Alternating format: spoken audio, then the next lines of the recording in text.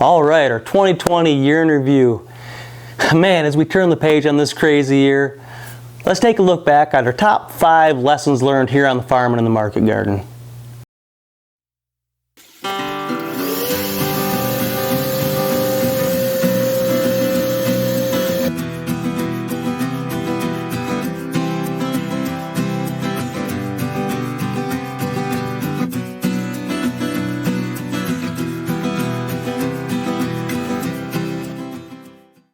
All right, welcome.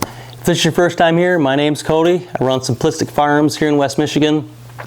And we're going to take a look back at our top 5 lessons learned for 2020. Now, I don't think any of us really expected how 2020 was going to play out when we started this season.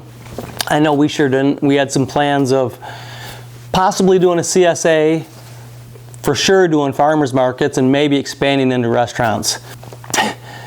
Then March rolled around and things got locked down, things got crazy, and we quickly realized that it was probably a good thing we had put some attention towards planning for a CSA, because restaurants were going to be out of the question, and really farmers markets were up in the air at that point as well. And as it played out, the majority of our business was through our CSAs. So we just finished up our second year running the market garden here at the farm and really trying to produce some high quality vegetables for the community.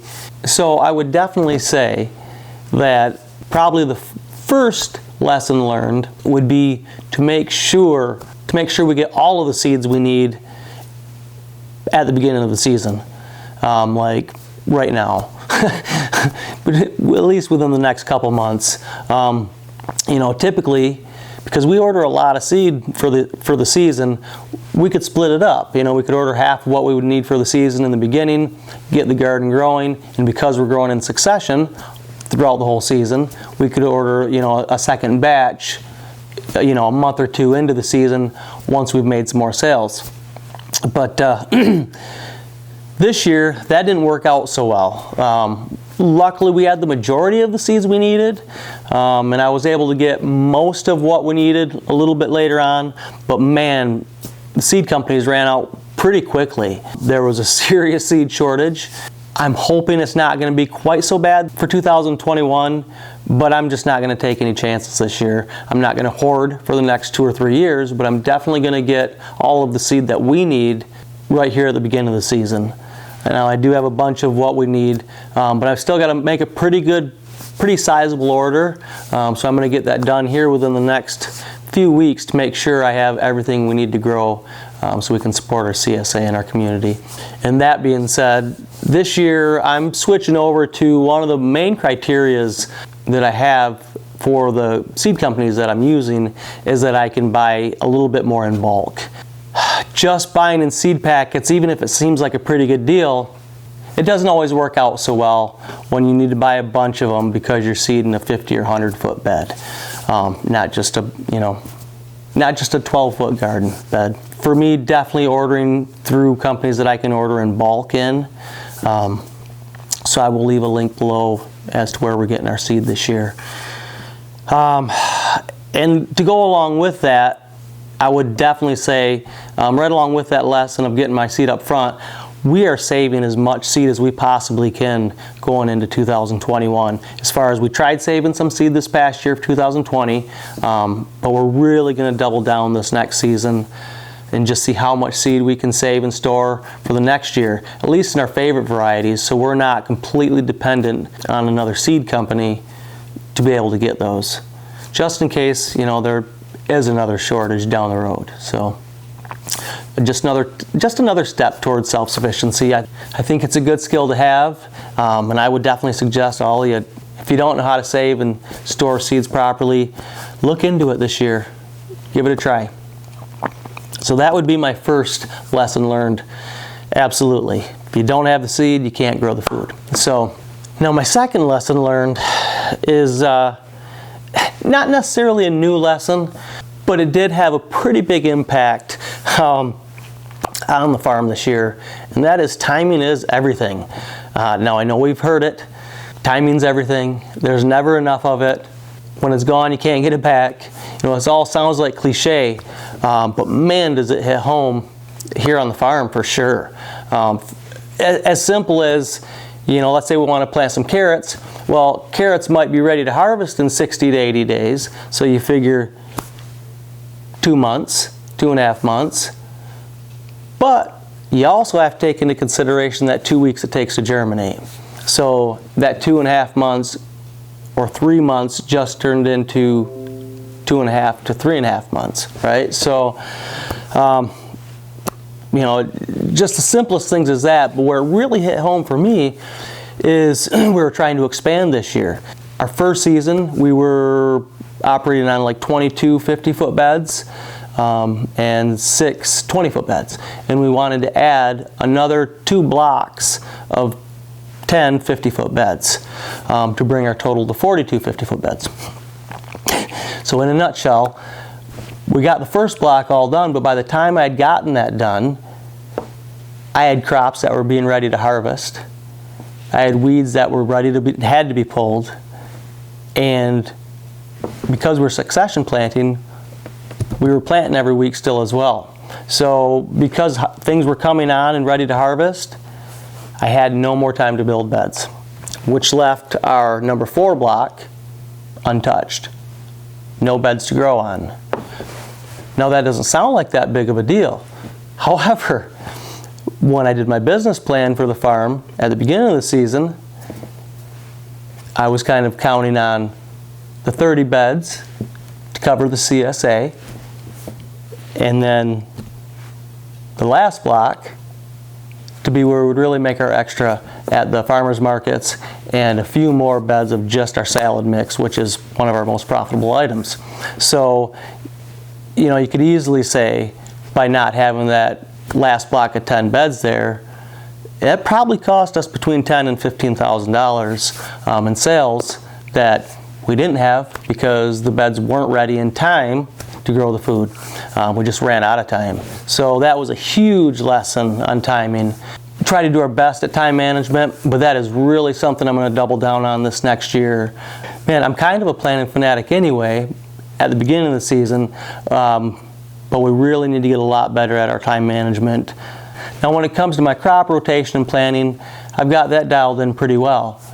But I think where I fell short there was our project planning and the time it would take, because I had fully intended on having, at least 1, possibly 2 other people here to help this entire season.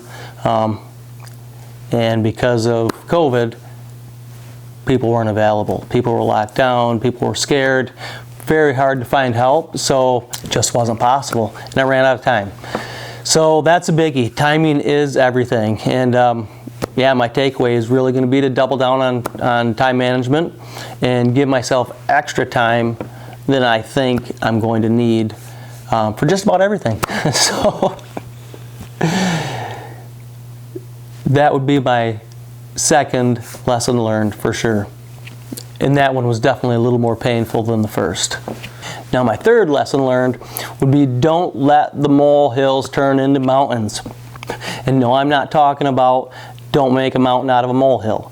What I am saying is when you see a little issue arise, don't wait till it turns into a big problem to address it.